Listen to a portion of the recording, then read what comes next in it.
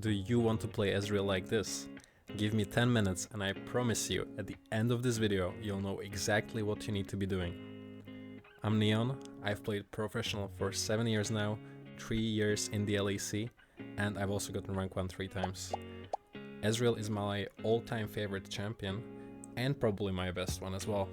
And in this video I'll be sharing some tips and tricks that you can copy and implement in your games straight away. So, what makes Ezreal good? He fits into most team comps, because solo queue is usually pretty hectic, right? Like people pick random champions, there's not really any team comps involved, and Ezreal is just really decent with everything. So if you pick Ezreal, chances are your pick is always going to be at least okay. High skill cap. So Ezreal is a champion that I believe takes a really long time to master, and once you master it, it actually becomes super fun to play. Ezreal has strong laning, mobility, poke, and all-in, and that's a combo that probably no other champion in the game has, which is what makes Ezreal really fun and unique to me.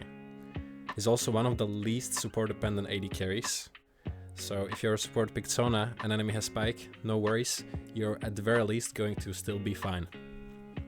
And bonus point, a good Ezreal is extremely annoying for the enemy to play against, so if you care about your enemy not having fun, then this champ also might be a viable pick for you. Here are some misconceptions about Ezreal. Bad scaling. Ezreal doesn't have bad scaling, but he can struggle in front-to-back team comps with hard frontline teams, which is really not that common in solo queue, right?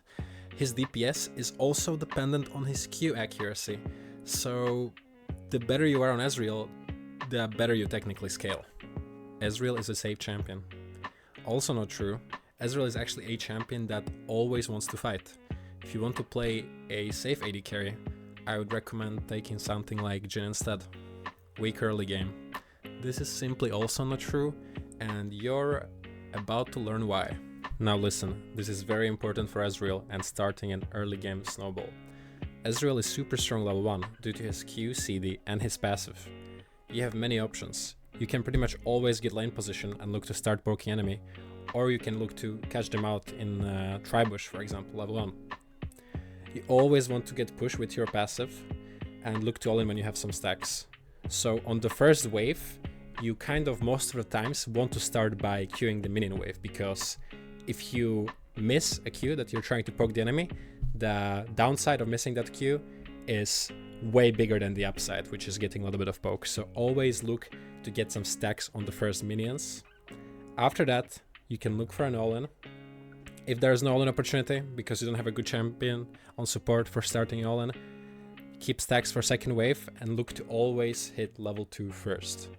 You should be getting level 2 first in like 9 out of 10 games pretty much. So this part, very important for starting an early game snowball, the ability to all-in the enemy early game.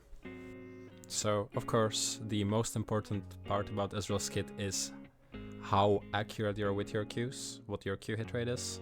And of course it's something that I can't really teach you and you have to hit them yourself, but I'll try and explain how I try and use this ability and how you can also get a feel for it. So one of the things that I like to do and think about when I'm fighting someone 1v1 on a pretty short distance is to try and time my Qs with their auto attack timers, as they're essentially going to lock themselves while they're casting the auto attack, so the chance of me hitting them in that moment is the highest. Another thing that I like to do is when I'm fighting the enemy and they're dodging left to right consistently, I will wait with my Q. I won't shoot it straight away. I will take my time, get some auto attacks in before I press the Q, because by this time I'll also kind of know what their dodging pattern is going to be like. Also, this one is pretty obvious, but if you're poking the enemy on tower, you kind of really want to go out of your minion wave before you shoot a Q. Also, if you're fighting someone and there's either minions or champions in between you two, what you can also do is, while your auto attack is flying in the air, you press Q and your auto attack will actually proc the Sheen proc. For the W, I believe there isn't much to talk about, but I see myself using it the most on targets that are running into me, face checking me, or that are CC'd by my teammates, so I get a guaranteed W hit. For your E, I think the most important part and most overlooked part is that your E is actually a buffer, which means that you actually can never get hit by hooks. So Ezreal is actually a champion that you want to play into champions that have hooks because you can always buffer their hook, which means don't panic E before the champion actually hooks on you. Always E when the hook is actually in the air, so you can buffer it if it were to hit you. Another thing, when your target is sitting on your Q's range away from you, you want to Q first before Eing, so that after you E, your Q only hits then and lowers your cooldown already. Another thing that you can do is basically E into the enemy melee, and while you're Eing, you buffer your Q so it shoots in the enemy's direction. This way you get a pretty guaranteed Q hit every time. Your ulti is an ability you want to be using almost every time it's available. Here are some of the best use cases. Buffering your ult on CC is one of the best ways to use it. You keep your DPS extremely high and enemy just, in most cases, gets hit because they're trying to follow up on the engage on you. And a lot of the times it's also kind of hidden from the enemy, as there's just too much clutter on the screen when you're being CC'd to even see it. Ulting in teamfights on incoming CC. Ulting for poke. So most of the times you want to ult as soon as you're out of the vision of enemy, and you want to be aiming usually for the enemy backline or squishy champs, or if you can get a multiple people hit. Canceling the enemy bases, I think this is actually one that is super underrated and also very, very OP. If you manage to cancel an enemy's base, then essentially you are making them lose gold and EXP every single time. So I don't really see a lot of people in low reloads doing this. It's very much good. Does this guy really think I'm gonna allow him to base here? The two champs that have the best synergy with Ezreal are Karma and Leona.